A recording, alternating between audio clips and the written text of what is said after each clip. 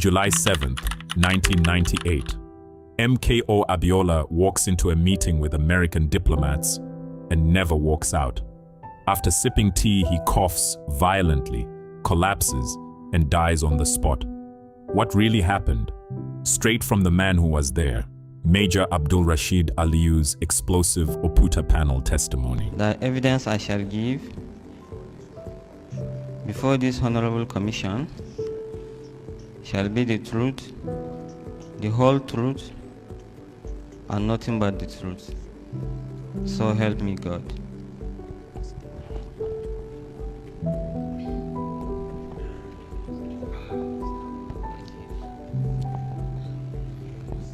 Major Aliyu, please tell the Commission your full names.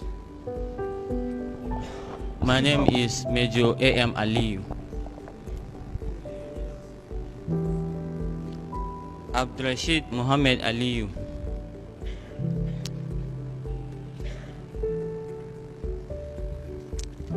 Where are you now? I'm on course at Fort Leavenworth, Kansas, United States. Please Speak up and speak into the microphone. You are being recorded. Yes, my lord. Yes, Major, you got the summons to appear before this Honorable Commission.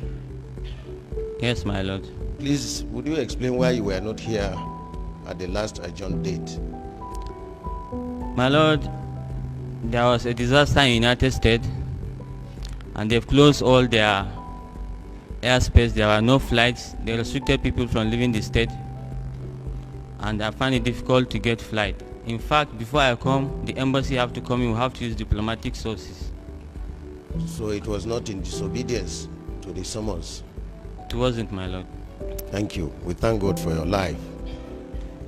Thank you, my lord. Now, Major Aliyu, between June 1998 and May 1999, where were you? I was the chief security officer to the then head of state, General Abdulsalami Abubakar. As chief security officer, what were your duties? As chief security officer, my duties was to ensure the safety of the CNC, the first family, and the villa. Is that all? That's all. Did you do that alone? No, we have other sub-units and other security outfits that contributed to the security of the villa. We have the SSS, the police, the NIA, the Nigerian Army Intelligence Corps Detachment, and so on. And so on. Okay. From what unit were you posted to serve as CSO? From Defense Headquarters. What is your own special area in the Army? I'm an intelligence officer from the Nigerian Army Intelligence School. Okay. Now, you know why you are summoned here? I do, my lord. You were present when late Chief Abiola died. Yes, my lord. Will you please tell this commission all that you know about the circumstances that led to the unfortunate incident? Yes, my lord. On that day, You remember the date? 7th July, 7th or 8th? Yes. 7 July 1998. 7th July 1998. Yes. An American delegation came to see the then CNC. They were with him at about 2:30. He gave me a call and said, make arrangement for the delegation to see late Chief Abiola. May his soul rest in peace. They were with him, were with the CNC where? In the villa. That's right, go on.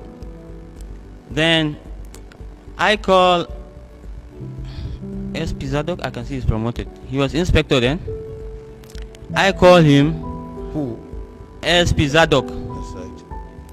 I called him and told him to go and prepare Chief Abiola he is going to see some guests at the usual place, which was Aguda House.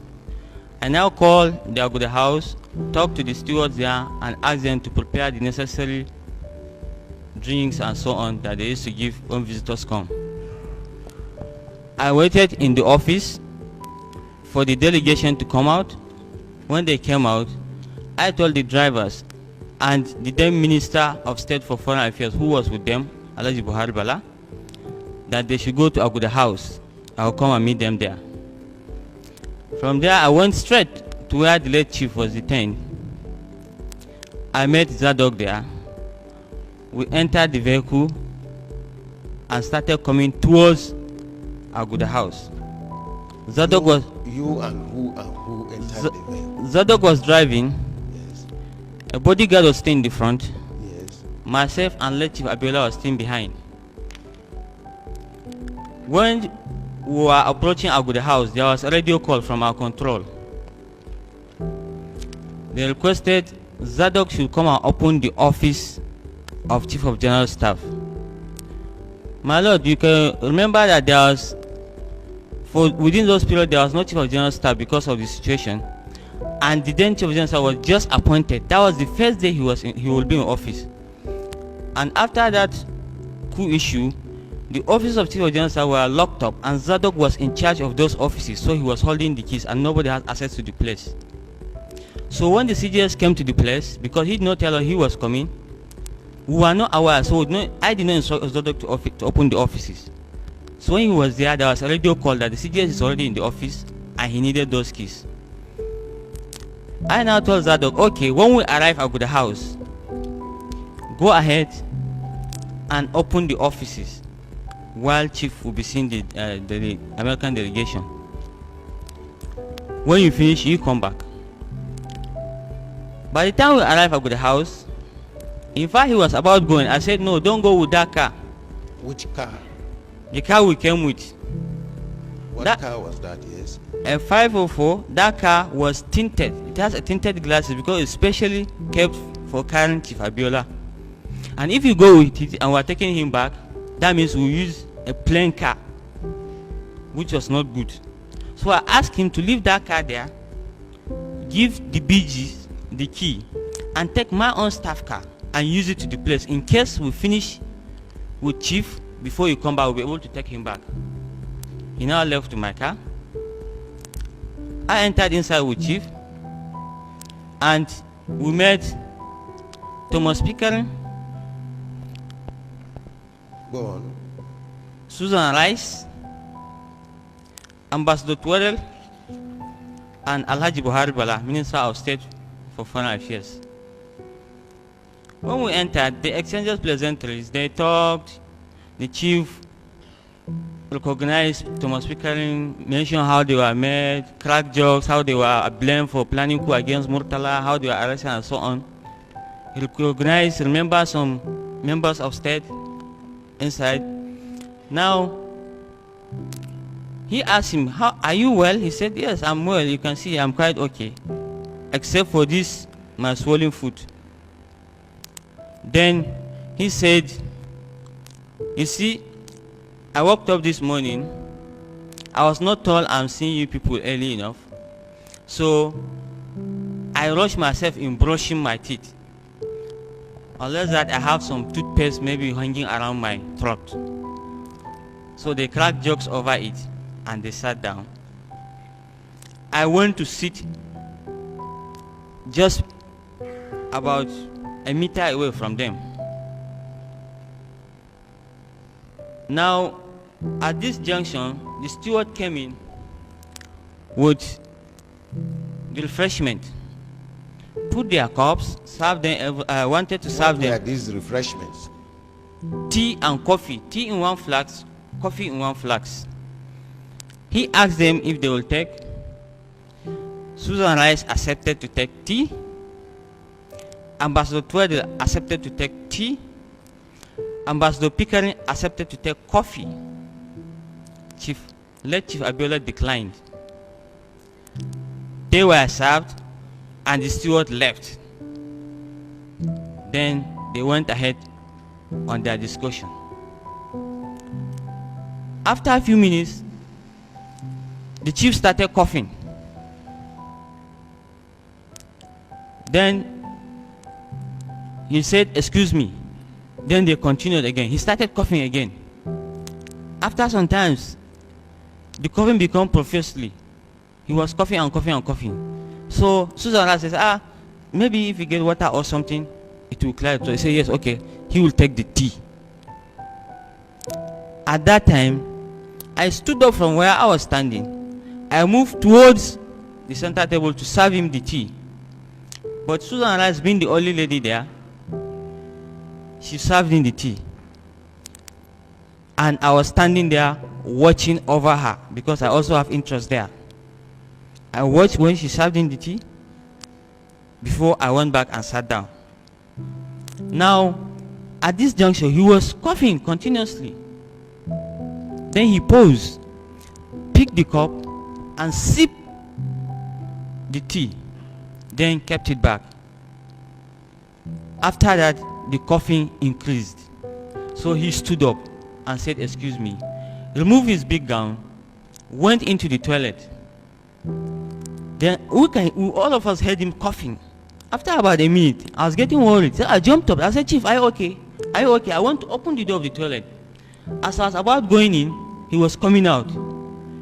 He was sweating. He looks tired. I said, "What is wrong? What is wrong?" He said, "Please, can they get my cough syrup in the room?" I said, "Sure." So we laid him down on the couch. I went out, told one of the BGs to use the other BG car, not the official car for Chief Abiola, to go and bring his cough syrup from where he was staying. I came in. By the time I came in, as I was coming, he said he was feeling cold. We put off all the ACs. Then he said he was feeling heat. We should open the windows. We draw all the curtains and open the windows. At that time, all of us were standing. Everybody was confused. Then Susan and I said, "Let's get the doctor." I said, "Okay." I used my mobile phone and called Dr. Wali, the then presidential physician. When I got him, he told me he was within the villa, not in the clinic. I said, "Come to Aguda House immediately. We'll have a VIP on emergency." He said, "Okay, he's on his way."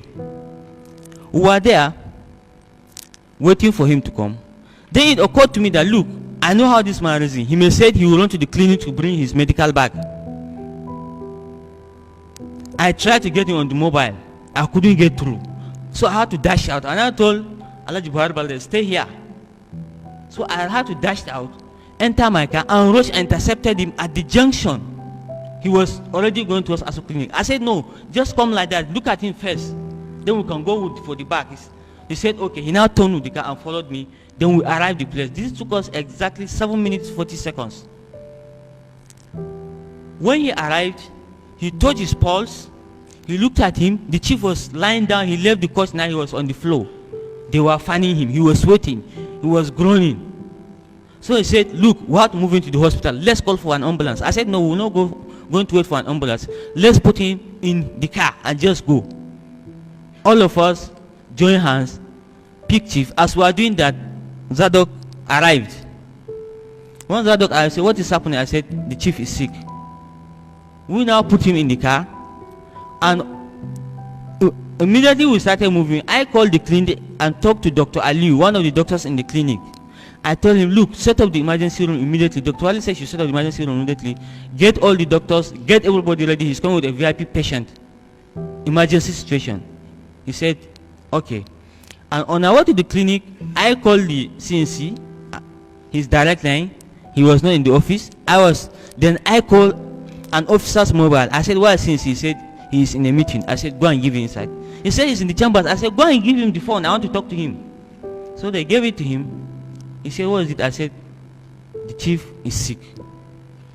And it's very serious. All of us are confused. We are rushing him to the hospital.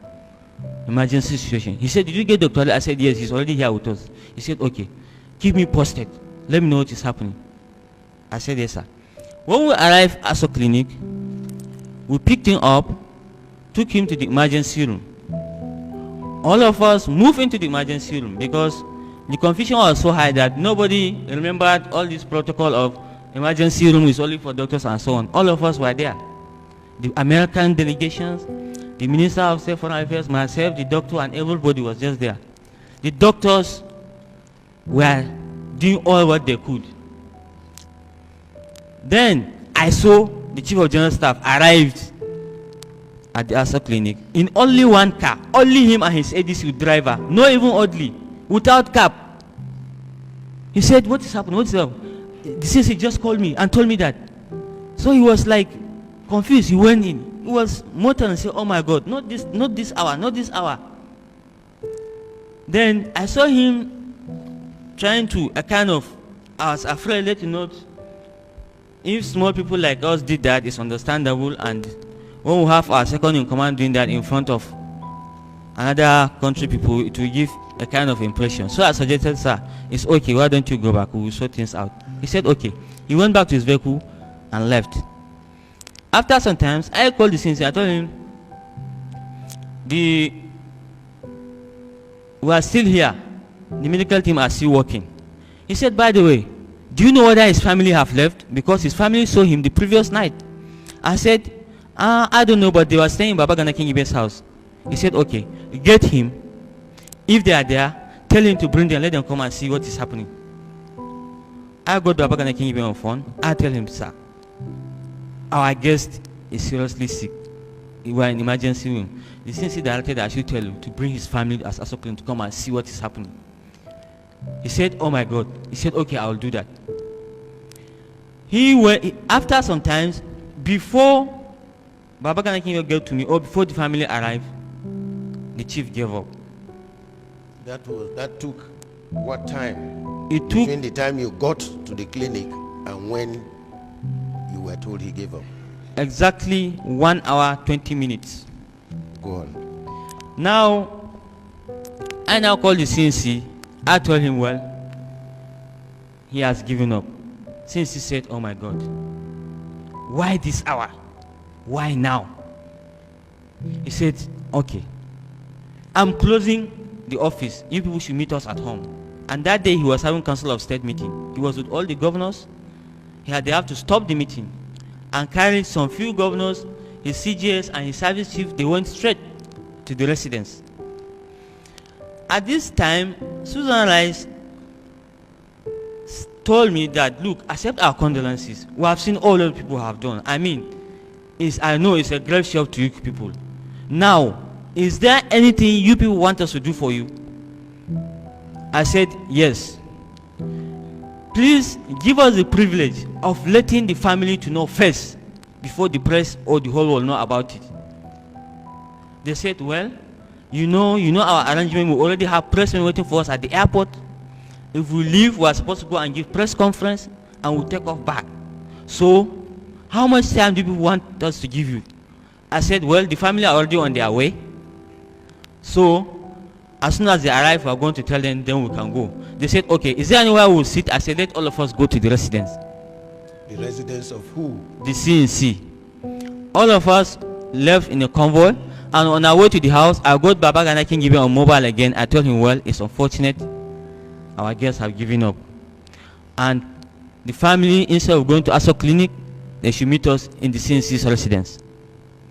When we arrived there, the CNC and all his services and theirs were already seated in this room. So we all came. Pickering and Twaddle extended their condolences to the CNC and show concern. Everybody, you can see the whole place was quite remorse. Everybody was feeling bad.